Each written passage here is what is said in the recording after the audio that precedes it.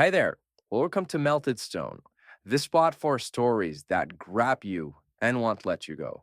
If you love drama, surprises, and moments that make you say, no way, you're in the right place. Subscribe and dive into tales full of twists, bold moves, and endings you'll remember.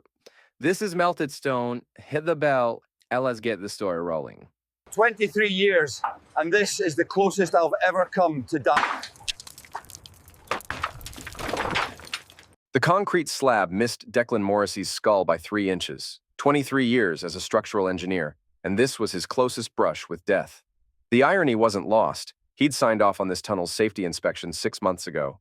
Jesus, Declan, you alive? Tommy Fitzpatrick's voice echoed from the entrance. Still breathing, Declan called back, brushing dust from his cracked hard hat. At 48, the drive home gave him time to process the near miss. Rain turned October evening into a mess of brake lights. By the time he reached his modest colonial on Maple Street, the shaking had stopped. Through the kitchen window, he saw Camille preparing dinner. After 19 years of marriage, he still felt grateful seeing her there. She'd been working late shifts at the orthopedic hospital more often lately. There's the conquering hero, Camille said as he entered. Auburn hair pulled back, stirring something that smelled like beef stew. At 45, she kept herself in excellent shape, a requirement for 12-hour shifts. Ava called. She got the promotion, senior account manager, taking us out this weekend to celebrate. Their eldest daughter had been struggling in Philadelphia's marketing world. The promotion meant she could stop worrying about mortgage payments, the ones Declan had been quietly supplementing. What about Isabel? Calls when she needs money, otherwise radio silence. She's 18, it's normal. Normal.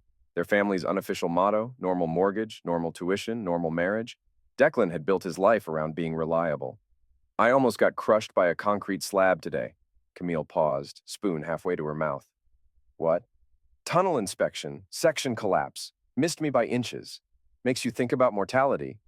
Are you hurt? She reached across the table. Just shaken. Maybe we should take that vacation. Costa Rica, remember? Something flickered across her face. Annoyance? We can't afford Costa Rica. Not with Eva's situation and Isabel's tuition. We could make it work. Life's short. Life's also expensive. Some of us have to be practical. After dinner, Camille retreated to her office while Declan channel surfed. The near-death experience left him restless. He wandered upstairs to check email. Camille's phone was buzzing on her nightstand. Declan had never been jealous. In 19 years, he'd never checked her phone or questioned her whereabouts.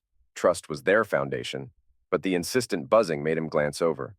A second device, smaller, sleeker than her regular iPhone, a phone he'd never seen. Can't wait to see you tomorrow, room 412 at the Marriott. Declan stared until the screen went dark. 23 years of engineering had taught him methodical analysis. First, gather data, form hypotheses, test conclusions. The data was clear. Second phone, someone named W hotel room, her recent late nights. He crept downstairs, avoiding the creaky third step.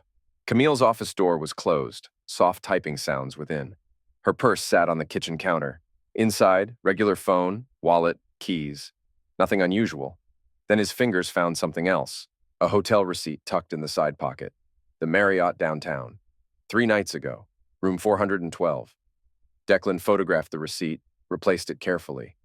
His engineering mind calculated angles, stresses, points of failure. The next morning, Camille left earlier than usual. Quick peck goodbye, eyes not quite meeting his. Slight tremor when she mentioned working late again. Another double shift? Dr. Klein scheduled an emergency board meeting. Budget review. Don't wait up. After she left, Declan made a phone call. Fitzpatrick Investigations. Tommy, it's Declan. I need to ask about something. Tommy had been his college roommate before becoming a private investigator. They met for drinks every few months. Hypothetically, if someone wanted to verify certain activities, you sound like a man who found something he wishes he hadn't. Meet me at Flanagan's after work. The day blurred, concrete measurements, his mind returning to the hotel receipt, the mysterious phone. At Flanagan's, Tommy was in their usual booth. You look like hell. Declan ordered whiskey, told him about the phone, receipt, late nights. Tommy listened, making notes. Dr. Klein, that's Wesley Klein, head of orthopedics at Riverside General. Divorced 6 months ago. Messy settlement. You know him? Know of him. His ex hired me during divorce proceedings. Guy's got a reputation for mixing business with pleasure. I need to know for sure, Tommy. I need evidence. Evidence for what? Divorce? Maybe, or maybe I just need to know how deep this goes. Don't do anything stupid, Deck. Revenge is a luxury most people can't afford. I'll be careful. That night, Declan waited until Camille's breathing became regular, then examined the second phone. The conversation history painted a clear picture. Wesley Klein pursuing Camille for months since his divorce. Messages progressing from professional to personal to explicit. But the tone hurt most. Camille sounded different, playful, flirtatious, alive in ways she hadn't been with him in years. She called Wesley brilliant and exciting. She complained about her boring home life and predictable husband. Recent messages made his blood run cold. Wesley: your husband suspects. Camille: no, he's completely oblivious. Probably wouldn't notice if I moved out. Wesley: maybe it's time to make that happen. Camille: not yet. Need to secure the finances first. He's got everything tied up in joint accounts. Wesley: I can help with that. I know people. Declan documented everything with screenshots. He returned to bed, splashed cold water on his face, stared at a stranger in the mirror. Next day, Tommy called. Found something. Meet me at lunch. At Flanagan's, Tommy slid a manila envelope across the table. Good news and bad news. Klein's in trouble, but he's taking her down with him. Inside, financial records, hospital documents, surveillance photos. Pictures showed Camille and Klein entering the Marriott multiple times over 3 months. Hospitals investigating Klein for Medicare fraud, falsifying surgery records, billing for procedures that never happened. What does this have to do with Camille? She's been helping him, accessing patient files she shouldn't have access to, backdating authorizations. If they prove involvement, she's looking at criminal charges. Declan stared at the photos. Camille laughing, holding hands, looking genuinely happy. What are you going to do? Protect myself. That afternoon, Declan visited lawyer James Morrison. I need to discuss divorce proceedings. Morrison reached for his legal pad. Grounds? Adultery, fraud, take your pick. Declan laid out the evidence. Morrison listened carefully. If your wife's involved in Medicare fraud, she could face federal charges. That changes everything. Spousal support, asset division, everything. I want you to file preliminary paperwork, but I need you to promise me something. Don't confront your wife directly. Let the legal system work. Of course. But Declan's mind was already working through other possibilities. That evening, Camille seemed relaxed, almost cheerful. She kept glancing at her phone, waiting for messages that didn't come. Klein was probably covering his tracks. Is everything okay at work? You seem distracted. She looked up sharply. What do you mean? The extra hours, board meetings. It's a lot of pressure. It's fine, just busy. Why do you ask? I worry about you. Well, don't. I can take care of myself. The edge in her voice was new, or maybe he was just hearing it clearly. After dinner, Camille retreated to her office. Declan checked the second phone. Wesley was panicking. Hospital had called him for a meeting tomorrow. He wanted to see Camille tonight, discuss damage control. Camille's responses were calmer but urgent. She'd meet him at the usual place. They needed to get their stories straight. Declan called Tommy. I need you to follow them tonight. Document everything. Deck, I don't think they're meeting to destroy evidence. If we don't act now, they'll cover their tracks. An hour later, Declan watched Camille leave, claiming to check on her mother. He waited 10 minutes, then made his first call. Hospital security, this is Declan Morrissey. I need to report suspected Medicare fraud involving Dr. Wesley Klein and nurse administrator Camille Morrissey. Second call, FBI healthcare fraud tip line. Third call, Eva. Dad, it's almost midnight. I need you to come home. There's something important we need to discuss. Is Mom okay? Your mother is fine. But our family is about to face challenges. I need you and Isabel to understand before you hear it from someone else. Fourth call, Isabel's dorm. Less receptive, annoyed at being woken, but agreed to come home. Final call, his mother. Declan? What's wrong? He explained everything. The affair, the fraud, the lies. Martha listened, occasionally asking pointed questions. I never trusted her, Martha said finally. Too smooth, too charming. Your father always said pretty words were like fresh paint. They covered up the rot. I loved her, Mom. I still love her. Love isn't enough when there's betrayal involved. What are you going to do? What Dad would have done.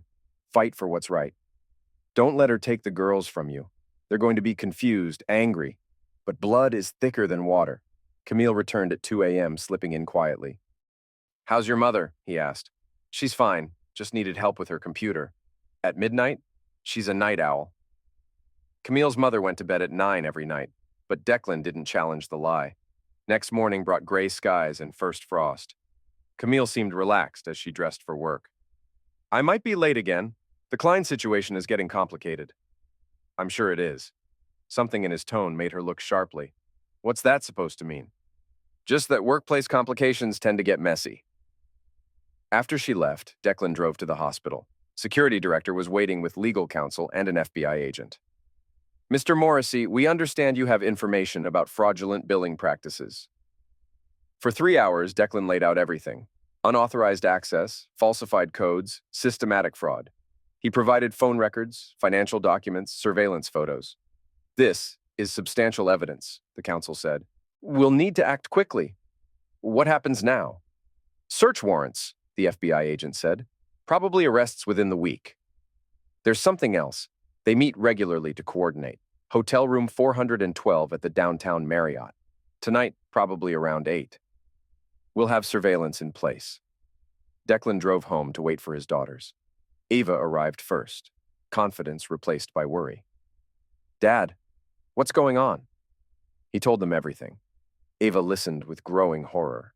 Isabel sat in stony silence. So you're divorcing Mom, Ava said. Yes.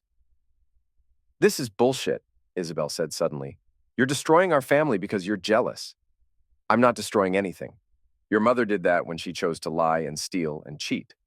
Maybe she wouldn't have cheated if you weren't so boring. The words hit like a physical blow. Ava gasped, but Isabel continued. You think you're so noble, but you're just a coward.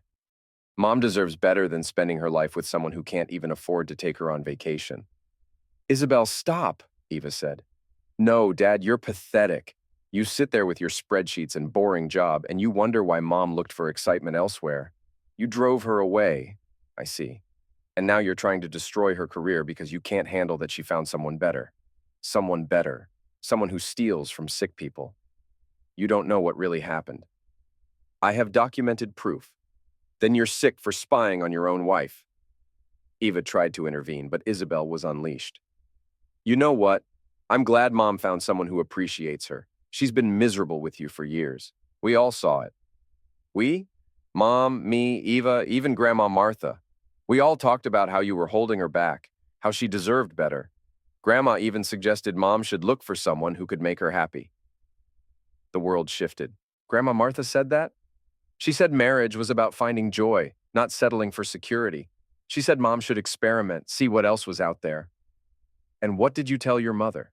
I told her to go for it. Life's too short to waste on someone who couldn't make her happy. And you, Eva? Ava's voice was barely a whisper. I didn't know she was married to someone else. I thought she was just unhappy. But you encouraged her to leave me. I encouraged her to find happiness. Declan stood slowly. I want both of you to leave. Dad, Eva started.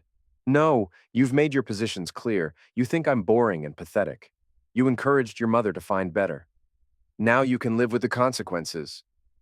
What do you mean? Isabel asked, defiance wavering. You're on your own. No more mortgage help for Eva. No more tuition for Isabel. You want to support your mother's choices? Support yourselves? You can't do that, Isabel said. I can. I've already called the bank. Eva's supplement stops immediately. Isabel, your spring tuition is due in January. Find your own funding. That's not fair, Eva said, tears starting. We're your daughters. You're your mother's daughters. You've made that clear. Now choose which parent you want to live with. He opened the front door. I want you both out of my house. Eva was crying. Daddy, please, I'm sorry. You understood perfectly. You just didn't think there would be consequences. But I need help with the mortgage. Then you'll lose the house. Ask your mother to help. She's been planning to leave me anyway. Isabel stood, jaw set with teenage stubbornness. Fine. We don't need you. Mom's going to be happier without you. I'm sure she will. From her prison cell. She's not going to prison. Federal Medicare fraud carries mandatory minimum 5 years. Wire fraud adds 5. Conspiracy adds 5. Your mother is looking at 15 years minimum. Color drained from Isabel's face. You're lying. I'm an engineer. I don't lie about facts. Eva sobbed. Dad, please, can't we work this out? We were a family. Then you all decided I wasn't good enough. Now live with that decision. After a long moment, Eva gathered her purse, still crying. Isabel followed, face set in defiant hatred. "I'll never forgive you for this," she said. "I'll never forgive you either. So we're even." He closed the door and watched from the kitchen window as they argued beside Eva's car, then drove away together. His phone buzzed. FBI arrested Klein at hotel. Camille in custody. Call me. Tommy Declan deleted the message and called his lawyer. Morrison, it's Declan. Accelerate the divorce proceedings and remove my daughters from my will. Are you sure? You're going through trauma. I'm sure. They made their choice. Now I'm making mine. What about your mother? What about her? Are you going to tell her what happened? Yes, but not tonight. Tonight, I'm going to enjoy the quiet. For the first time in months, Declan felt peace. The waiting was over. The pretending was over. The war was just beginning. Next morning brought news coverage. Dr. Wesley Klein and nurse administrator Camille Morrissey charged with conspiracy to commit Medicare fraud, wire fraud, theft of government funds. Local news ran their mugshots. Klein haggard and desperate, Camille shocked and disbelieving. Declan's phone rang constantly. Reporters, neighbors, co-workers. He ignored them all and drove to his mother's house. Martha was waiting, having seen the news. I heard. Did you hear that your advice resulted in federal charges? Martha closed the door, looking small and frail. I never told her to commit crimes. But you told her to find someone else. You encouraged her to betray her marriage vows. I told her to find happiness. At my expense. You were making her miserable, Declan. She came to me crying, saying she felt trapped. So you told her to have an affair. I told her to consider her options. Marriage isn't a prison. It's a commitment, something you and Dad taught me to honor. Your father and I had passion. You and Camille had routine. The words cut deep because they contained truth. Declan had built his marriage on stability, reliability, trust. So my daughters knew. They knew you were encouraging their mother to leave me. Martha's face crumpled. They were worried about both of you. They called me boring, pathetic, said Camille deserved better. They're young. They understand perfectly, just like you do. Declan moved toward the door. Your advice has destroyed our family. Camille is facing 15 years. Eva's losing her house. Isabel will drop out of college, and I'm filing for divorce. Declan, wait. No, Mom. I'm done waiting. I'm done being the steady, reliable, boring one. I'm done being taken for granted. What are you going to do? Rebuild my life, without any of you. At the courthouse, Morrison had the divorce papers ready.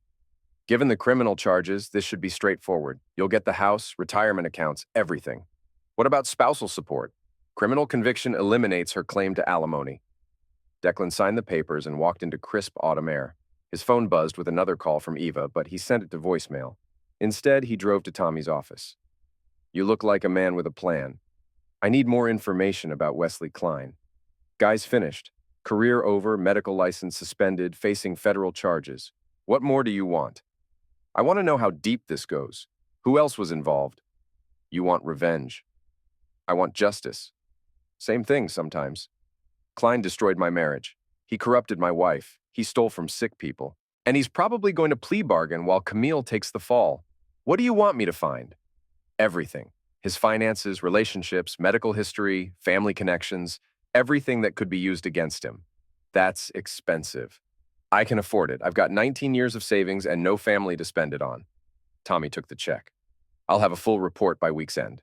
Declan's phone rang as he left. Morrison again. Camille made bail. She's been released pending trial. Where is she? We don't know. The restraining order keeps her 500 feet from the property. His phone buzzed. We need to talk. See. He deleted the message. Thursday morning, Tommy called. Klein's broke. Divorce settlement wiped him out. Legal fees destroying what's left. He's been borrowing from unsavory people. What kind of people? The kind who break legs when loans don't get repaid. Klein owes $50,000 to Vincent Torino. Small-time loan shark from South Philly. Interesting. Gets better.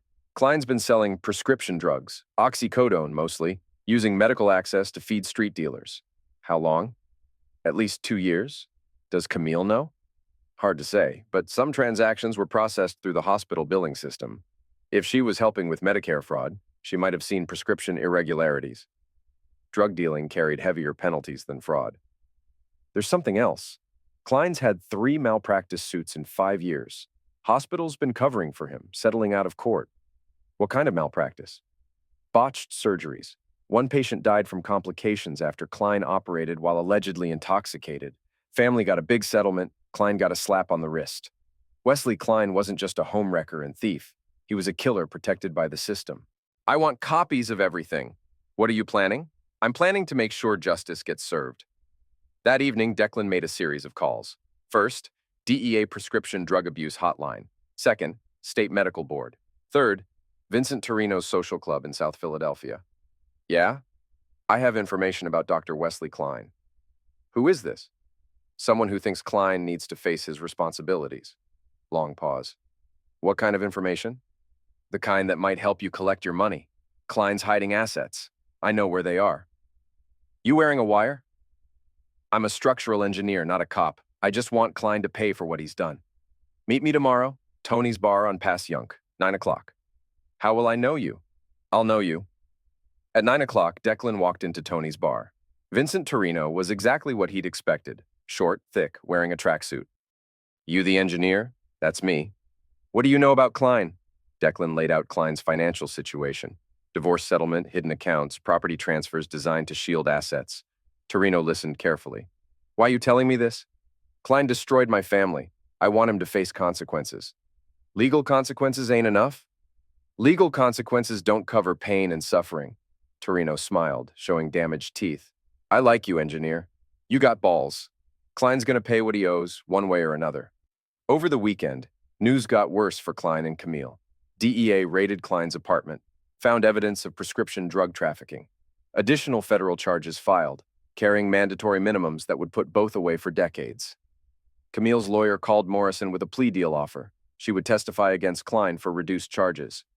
What do you want me to tell them? Tell them I don't care what she does. She made her choices. That afternoon, Ava visited. She looked terrible, pale, thin, confidence shattered. Dad, please, can we talk? There's nothing to talk about. I'm losing everything.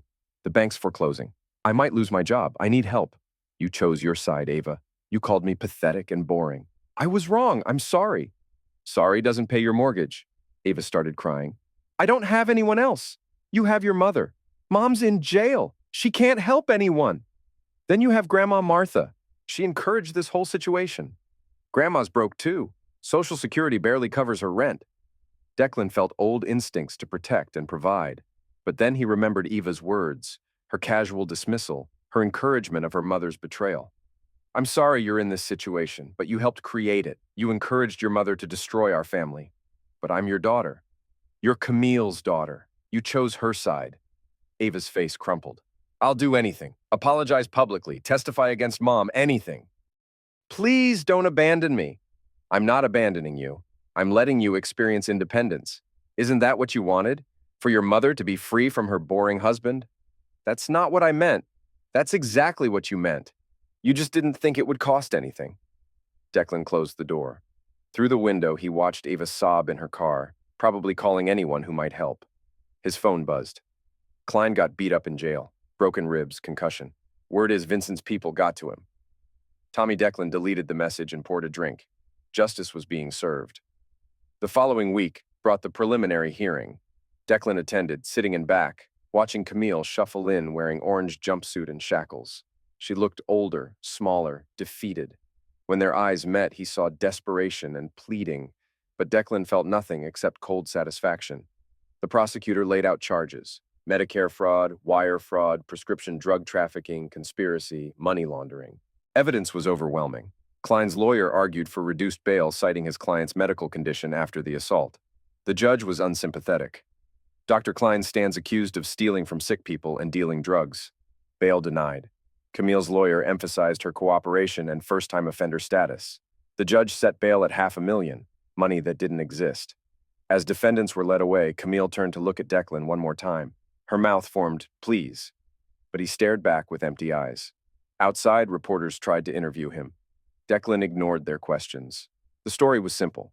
Trusted professionals had betrayed their oaths and stolen from vulnerable people. That evening, Ava called again. Dad, I saw the news. Mom looked terrible. Your mother is a federal criminal awaiting trial. She's still my mother and your wife. She stopped being my wife when she decided to betray our marriage. She stopped being your mother when she chose selfish desires over family welfare. That's not fair. Fair. Was it fair when she spent months lying to me? When she stole from sick people? When you told me I was pathetic?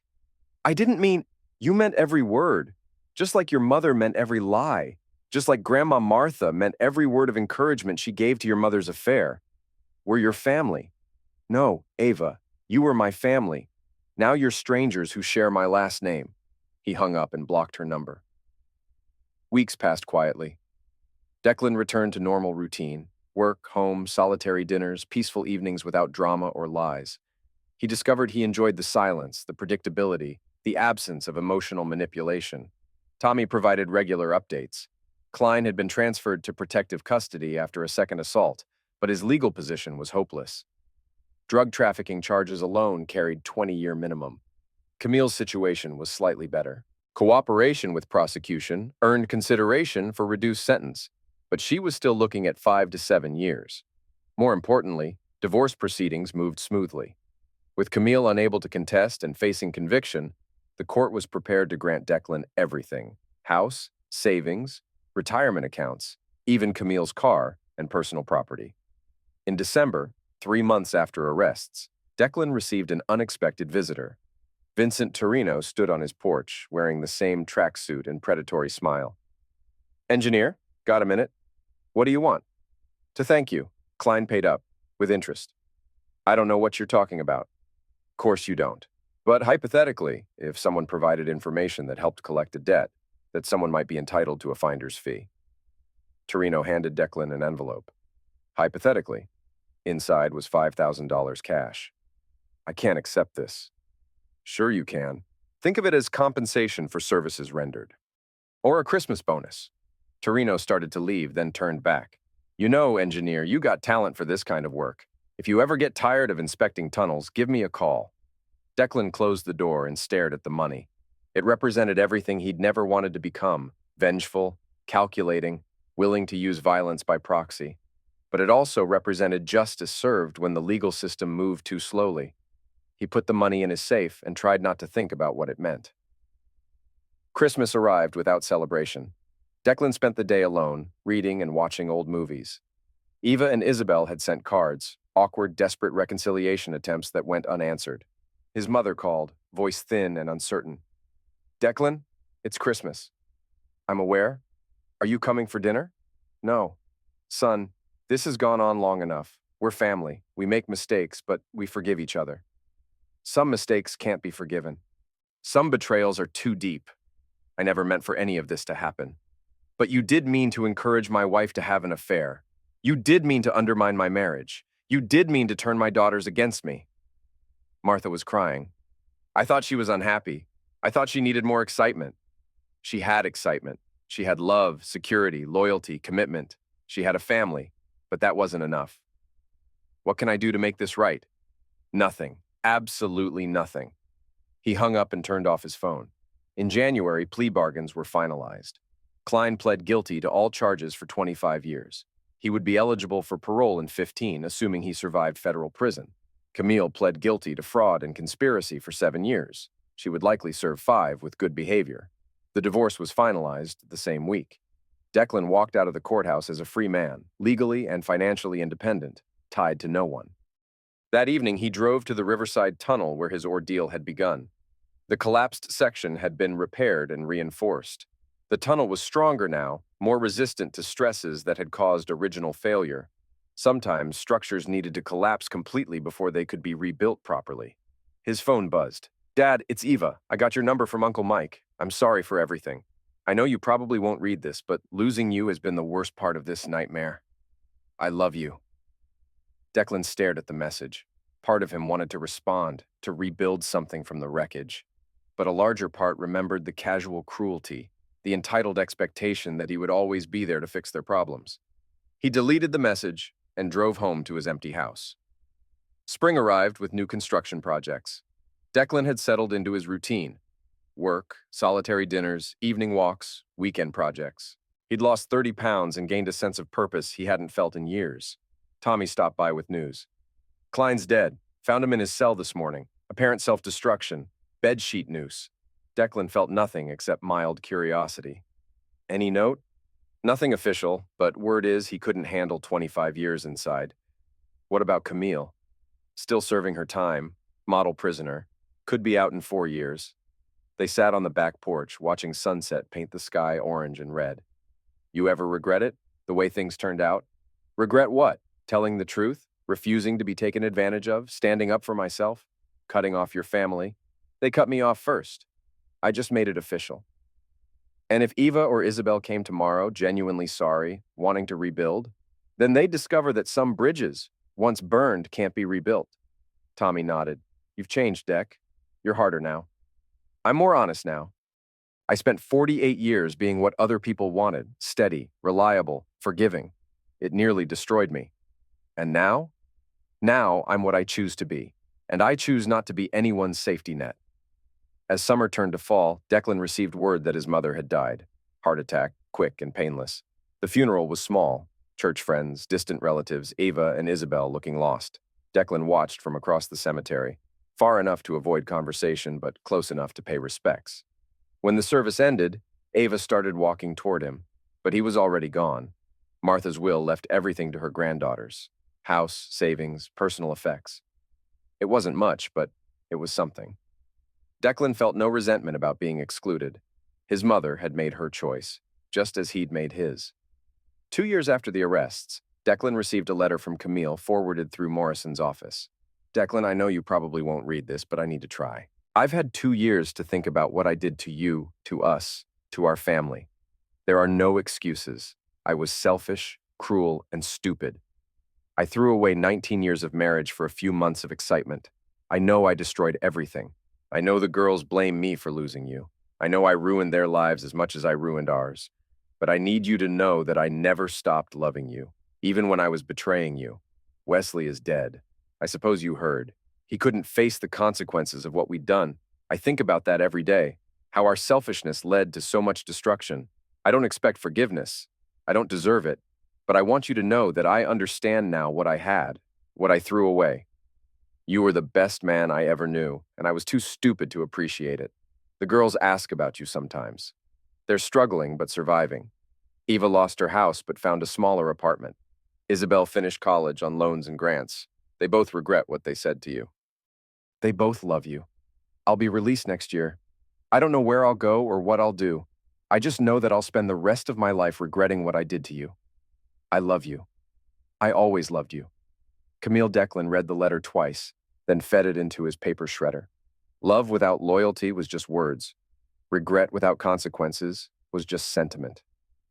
3 years after the arrests, on a cold February morning, Declan was inspecting a bridge downtown when he saw Eva. She was walking out of a coffee shop, looking older but more confident. She spotted him across the street and froze. For a moment, they stared at each other across morning traffic. Eva raised her hand slightly, a tentative wave. Declan looked at her for a long moment, then turned and walked away. But fate wasn't finished with Declan Morrissey. 6 months later, on a humid July evening, Declan answered his doorbell to find his son-in-law, Marcus, standing on his porch. Marcus had married Ava 5 years ago, before the collapse. Declan hadn't seen him since the divorce proceedings. Mr. Morrissey, Marcus said quietly, I know we haven't spoken since everything. But I need to talk to you. It's about Eva. Ava made her choice. So did you. Please, just 5 minutes. There's something you need to know. Declan studied the younger man's face. Marcus looked haggard, desperate. Against his better judgment, Declan stepped aside. Marcus sat heavily on the living room couch. Mr. Morrissey, Eva cheated on me. I'm sorry to hear that, but it's not my concern anymore. I have evidence, a recording, and you need to see it. You're sick. I'm not watching some voyeuristic... Mr. Morrissey, Marcus said quietly. I know it's hard, but there's something on that recording that will turn your life upside down. You need to see it. Something in his tone made Declan pause. What kind of recording? Marcus pulled out his phone with shaking hands. I installed a hidden camera in our bedroom after I suspected something. I thought she was seeing someone from work. Marcus, I don't want to... It's not just any someone, Mr. Morrissey. It's Dr. Wesley Klein. The world stopped. Klein is dead. No, sir. That was misinformation. He faked his self-destruction in prison, had help from corrupt guards. He's been living under an assumed identity. Declan sat down hard. That's impossible. The FBI thought so too, until I brought them this recording. Mr. Morrissey, your daughter has been working with Klein for over a year. They've been planning something. Marcus pressed play on his phone. The video showed Eva in their bedroom, but she wasn't alone. A man Declan recognized as Wesley Klein sat on the bed, very much alive. But it was their conversation that made Declan's hair stand on end. The old man still doesn't suspect anything? Klein asked. Dad? No, he's completely isolated. No friends, no family. Perfect target. And you're sure about the safety deposit box? Positive. He moved everything there after Mom got arrested. Cash, bonds, even some of Mom's jewelry he recovered from evidence. Over $2 million total. Your mother really did marry a wealthy man? Eva laughed bitterly. He just hid it well, always crying poor, making us think he couldn't afford anything. Meanwhile, he's been stashing money for decades. The insurance policy? Active. $5 million if he dies accidentally. I'm still the beneficiary. He never changed it after cutting me from the will. Klein smiled coldly. And the plan? Bridge inspection next month. Section 4 of the Riverside Tunnel. You remember? The same tunnel where this all started. Poetic justice. The structural modifications? Already in place. I've been accessing Dad's work computer for months. Modified the load calculations, weakened key support points. When he does his inspection, the section will collapse. They'll call it a tragic accident. Overworked engineer, safety oversight, equipment failure. What about evidence? I'll discover his depression, his isolation, his guilt over destroying the family. Everyone will assume he was self-destructional, got careless. The insurance will pay out, the authorities will close the case. And then we disappear. New identities, new country, 5 million plus whatever we can liquidate from his accounts. We'll be set for life. The recording continued, but Declan had heard enough. His own daughter was planning to murder him for insurance money, working with the man who had destroyed their family. When was this recorded? Declan asked. 3 days ago. Mr. Morrissey, I know Eva hurt you. I know your whole family did. But I couldn't let this happen. Whatever she's become, I won't be part of murder. Declan stared at the phone screen, processing the betrayal within betrayal. You've given this to the FBI? Yes, sir. They're building a case, but they need more evidence. They want to catch them in the act. The tunnel inspection. When? Tomorrow morning, Section 4, just like she said. Declan's engineering mind was already analyzing the situation. If Ava had accessed his computer, modified the calculations, she could have created a death trap, but she'd underestimated her father's expertise. Marcus, I need you to do exactly what I tell you. Contact FBI agent Sarah Chen. She handled the original Klein case. Tell her to meet me at the tunnel entrance at 6 a.m. tomorrow. Bring surveillance equipment. What are you going to do? I'm going to give my daughter exactly what she wants. The next morning, Declan arrived at the Riverside Tunnel before dawn. Agent Chen was waiting with a surveillance team. Mr. Morrissey, we've reviewed the recording. This is an active murder conspiracy. We strongly advise against proceeding with the inspection. Agent Chen, I've been an engineer for 30 years. I know how to spot structural sabotage, but more importantly, I know my daughter. She's counting on my pride, my sense of duty. If I don't show up, she'll know something's wrong. We can arrest her now based on the recording. Conspiracy charges might not stick. Klein has resources, lawyers. I want them caught attempting murder. Declan suited up in his safety gear, but with modifications the surveillance team couldn't see. Hidden cameras, GPS tracker, emergency beacon. If Eva wanted to kill her father, she'd have to do it in front of federal witnesses. At 8 a.m., Declan entered Section 4 of the tunnel. His trained eye immediately spotted the sabotage. Loosened bolts, modified support brackets, stress points deliberately weakened. Ava had done her homework, but she'd also left evidence. As he documented the sabotage with his phone camera, Declan heard footsteps echoing through the tunnel. Eva appeared, wearing a hard hat and safety vest, looking every inch the concerned daughter. Dad, what are you doing here? Routine inspection, what are you doing here? I heard you were working this section. I wanted to talk to you, to apologize. After 3 years? I know it's late, but I've been thinking about what I said, what we all said. You were right to cut us off. We deserved it. Declan continued his inspection, noting how Eva positioned herself near the tunnel exit, while guiding him deeper into the compromised section. Eva, I need you to leave. This area isn't safe. That's what I wanted to talk about. Dad, I've been worried about you. Working alone, taking risks. Maybe it's time to retire. I'm 51 years old. But you've been through so much. The divorce, the isolation. People might think you're not careful anymore. There it was. The setup for his accidental death. Declan moved toward what looked like the most compromised section, playing his part. You might be right. I've been distracted lately. Maybe you should step back, let someone else handle the dangerous inspections. Declan pretended to examine a support beam that Eva had obviously sabotaged. As he reached for his testing equipment, he heard the telltale sound of metal under stress. Eva, get out of here, now! Dad, what's wrong? The support structure is failing. Move! But instead of running, Eva pulled out her phone and started recording. She wanted documentation of the accident for the insurance investigation. The first bolt gave way with a sharp crack, then another. Declan dove toward the tunnel exit as the section began to collapse behind him. But he wasn't running blind. Every move was calculated, every step planned. The surveillance team was recording everything through his hidden cameras. As concrete and steel crashed down, Declan rolled clear of the collapse zone. Eva was still filming, her face showing disappointment rather than relief. Dad! Oh my God, are you okay? I'm fine. But Eva, how did you know to bring a camera? Her face went pale. I wanted to document our conversation. For therapy. For therapy? Or for the insurance company? FBI agents emerged from concealment positions throughout the tunnel. Agent Chen approached with handcuffs. Eva Morrissey, you're under arrest for conspiracy to commit murder, insurance fraud, and destruction of public property. I don't know what you're talking about. We have recordings of your planning sessions with Wesley Klein.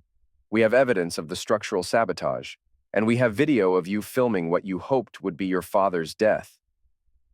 As they led Eva away, she looked back at Declan with pure hatred. You always were a sanctimonious bastard. I hope you're happy now. No, Eva, I'm not happy, but I'm alive. Later that day, the FBI raided Klein's hideout and arrested him along with Isabel, who had been serving as their inside contact at the Tunnel Authority. The conspiracy reached deeper than anyone had imagined. Declan learned that his entire family's betrayal had been orchestrated from the beginning. Klein had targeted Camille specifically because of Declan's work with city infrastructure. The Medicare fraud had been a side business. The real goal was always murder for insurance money. Martha Morrissey's encouragement of the affair hadn't been maternal concern. She'd been promised a cut of the insurance payout in exchange for manipulating her son's wife and granddaughters. Eva and Isabel had never been innocent victims. They'd been willing participants from the start, motivated by greed and resentment toward their boring father who wouldn't fund their lifestyle expectations. Even Marcus's revelation was calculated. He'd discovered the murder plot and decided to play the hero, hoping to win Declan's gratitude and possibly his money. But Declan had learned to see through deception. He'd recorded his conversation with Marcus, capturing the young man's admission that he'd known about the affair for months without reporting it. In the end, the entire conspiracy collapsed under the weight of its own greed and betrayal. Klein received life without parole. Eva and Isabel each got 25 years for conspiracy to commit murder. Camille's sentence was extended to 15 years for her role in the insurance fraud planning. Marcus received 5 years for conspiracy and obstruction of justice.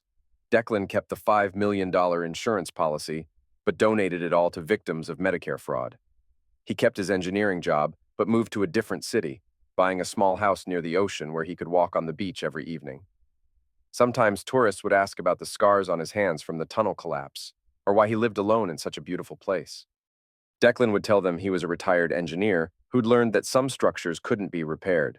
They had to be completely demolished before something better could be built.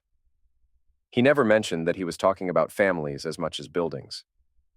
On quiet evenings, Declan would sit on his porch and watch the sunset paint the ocean in shades of orange and red. He'd lost everything he thought mattered: wife, daughters, mother, the illusion of family loyalty. But he'd gained something more valuable: the knowledge that he was strong enough to survive betrayal, smart enough to see through deception, and brave enough to start over. Some people called it a lonely life. Declan called it an honest one. The concrete had missed his skull by 3 inches all those years ago, but the real collapse had come later, when he finally learned the difference between family and blood, between love and manipulation. between loyalty and enabling. In the end, Declan Morrissey had built something better from the ashes of everything he'd lost. A life based on truth instead of lies, strength instead of dependency, choice instead of obligation. And for the first time in 51 years, he was genuinely happy.